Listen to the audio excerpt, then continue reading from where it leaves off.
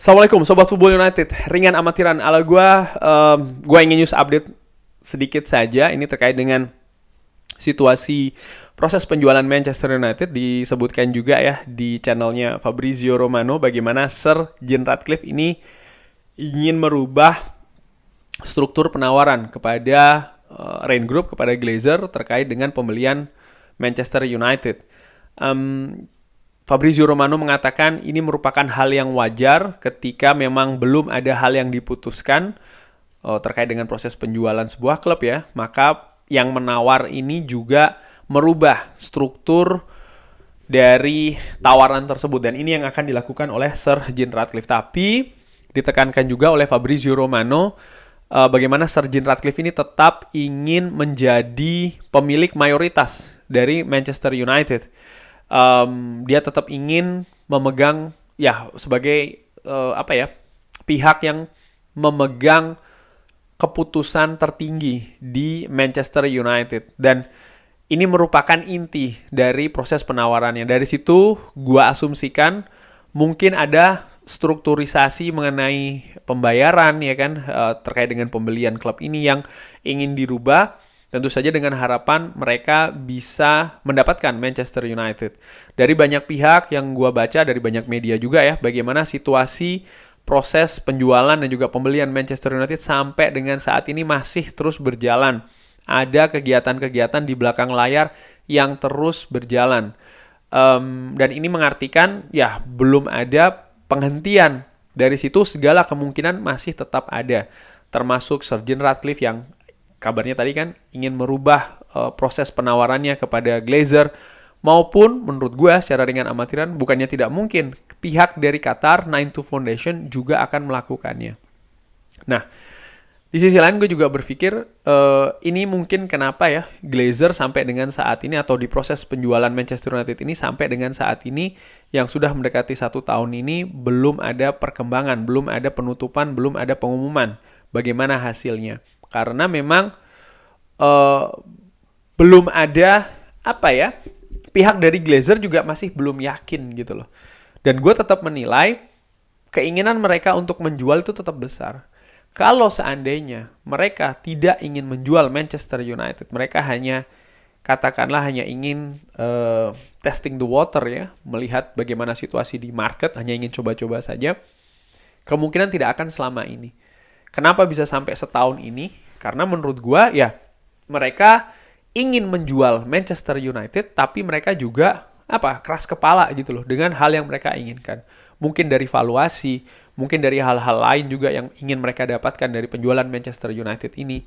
Sehingga ya mereka memilih untuk bertahan juga sampai dengan sejauh ini. Sekali lagi, kalau mereka memang hanya ingin coba-coba saja ya, melihat bagaimana valuasi klub dan lain-lain, mungkin tidak akan sampai setahun ini. Di sisi lain, gue melihat bagaimana Sir Jim Ratcliffe dan juga Sheikh Jassim, mereka juga tetap ingin untuk membeli Manchester United. Ini dibuktikan paling tidak sampai dengan saat ini tidak ada pemberitaan kalau mereka ini mundur. Artinya mereka tetap berada di atas meja perundingan dengan tawaran yang sudah mereka ajukan. Sir Jim Ratcliffe akan memperbarui. Bukan tidak mungkin setelahnya ada Qatar yang mungkin ya, ini sekali lagi mungkin, dan gue harapkan demikian, sehingga gejolaknya ini, proses penjualan Manchester United akan kembali kompetitif lagi ya, tentu saja dengan sesuatu yang berbeda, sehingga ya mudah-mudahan bisa memberikan sesuatu yang memang diharapkan oleh Glazer, sehingga mereka akan melepas.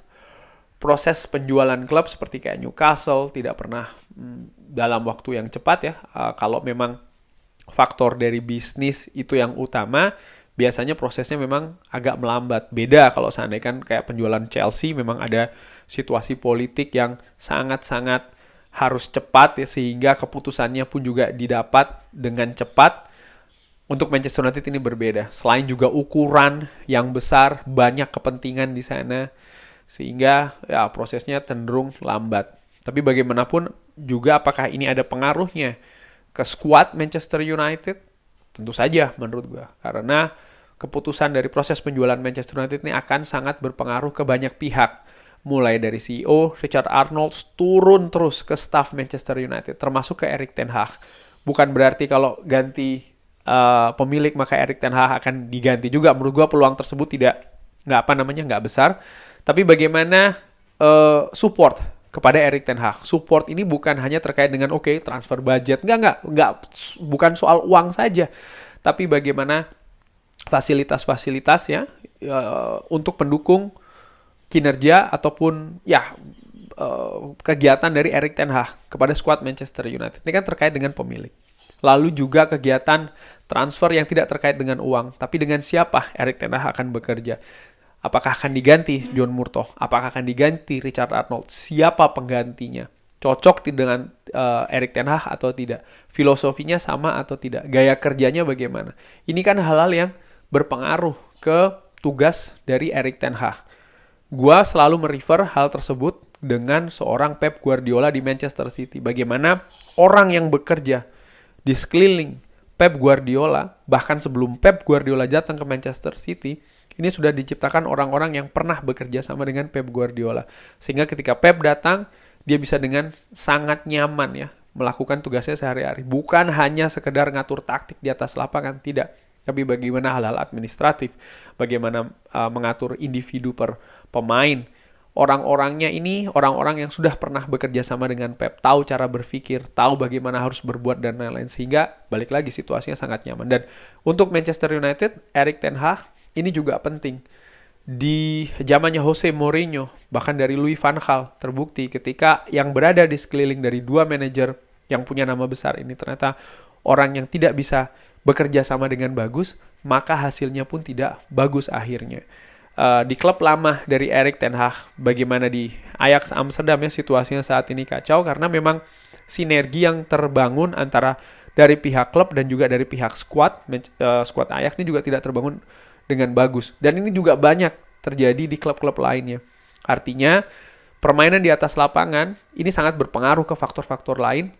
Jadi bukan hanya sosok manajer saja di sepak bola modern, ini bukan seperti itu. Tapi agak sedikit lebih atau bahkan lebih rumit, lebih complicated. Dan ini muaranya dari directors, dari CEO, dan tentu saja kalau ditarik lagi ke atas dari pemilik dari klub tersebut.